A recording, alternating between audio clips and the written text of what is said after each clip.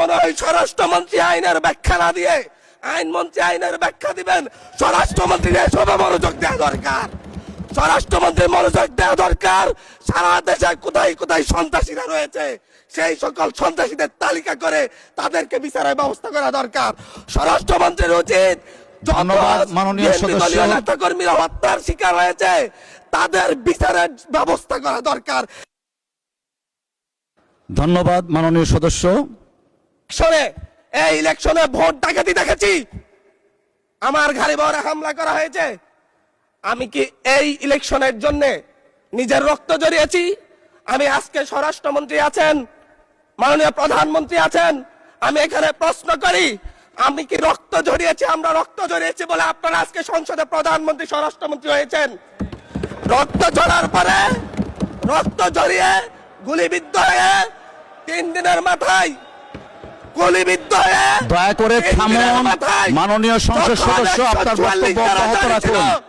144 ধারার মধ্যে আবার নিজেই গুলিবিদ্ধ পা দিয়ে বের হয়ে গিয়ে সংবাদ সম্মেলন করে বলেছি আবার রাস্তায় নামুন, হাসিনা প্রতিহত হতে হবে।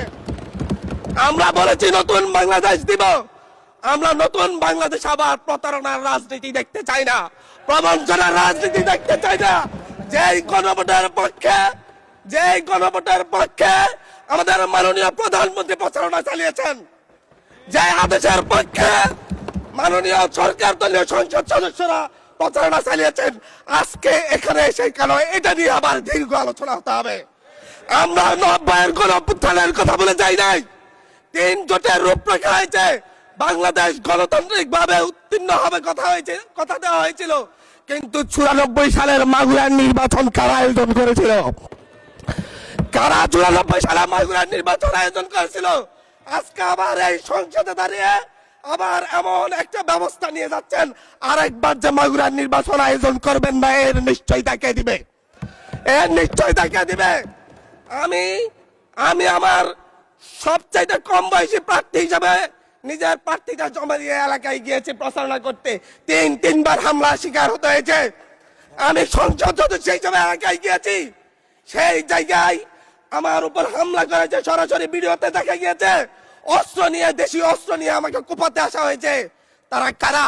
ওরা তো তারাই যাদের প্রত্যেকের হাতে বিএনপি দলীয় নেতা কর্মীদের রক্ত লেগে আছে, প্রাণ লেগে আছে। এই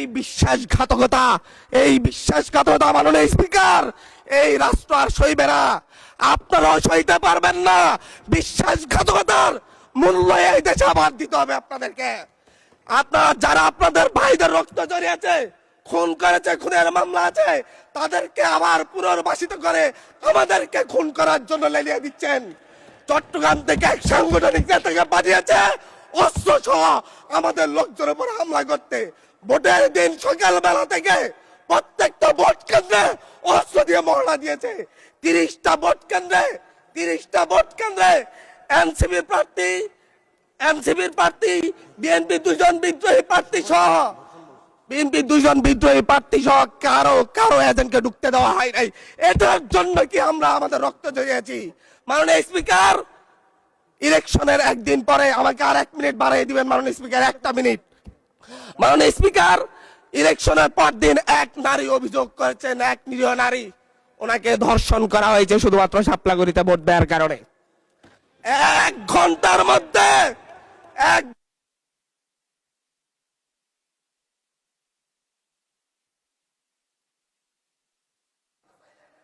ধন্যবাদ মাননীয় সংসদ।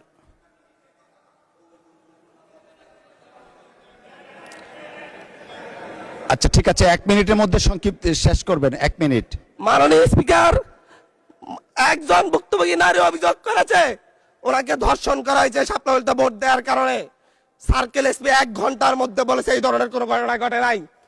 আজকে 42 দিন পার হয়েছে, এখনো ডিএনএ রিপোর্ট আসে নাই। মামলা নিতে 3 দিন দেরি হয়েছে। সিভিল সার্জন অফিস তদন্ত কমিটি করে দিয়েছে, তদন্ত কমিটির রিপোর্ট জমা দিয়েছে, ভুক্তভোগী নারী জানে না তার তদন্ত রিপোর্ট কি এসেছে। এই ভয়াবহ পরিবেশ তৈরি কারা করছে? আমার মনে হয় স্বরাষ্ট্রমন্ত্রী আইনের ব্যাখ্যা না দিয়ে আইনমন্ত্রী আইনের ব্যাখ্যা দিবেন। স্বরাষ্ট্রমন্ত্রীর এসবে মনোযোগ দেওয়া দরকার। স্বরাষ্ট্রমন্ত্রীর মনোযোগ দেওয়া দরকার। সারা দেশে কোথায় কোথায় সন্ত্রাসীরা রয়েছে সেই সকল সন্ত্রাসীদের তালিকা করে তাদেরকে বিচারের ব্যবস্থা করা দরকার।